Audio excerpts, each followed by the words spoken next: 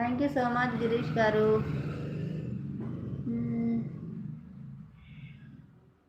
ఎందుకు భయమా? దేనికి భయపడుతున్నా?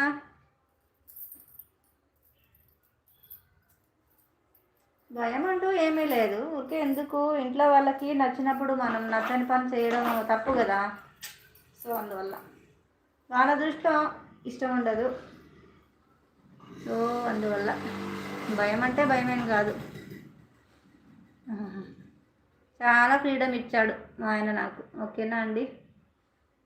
సో మేము ముస్లిమ్స్ అవ్వడం వల్ల ఇది కూడా రిక్వెస్ట్ చేసుకుంటేనే ఇది కూడా మాస్క్ పెట్టుకొని చెయ్యి డైరెక్ట్గా వద్దు అన్నారు. అందులో మా అత్తమ్మ వాళ్ళతో ఇబ్బంది. మా అత్తమ్మ వాళ్ళు కనుక చూస్తే చాలా ఇబ్బంది అవుతుంది. సో అది ప్రాబ్లం.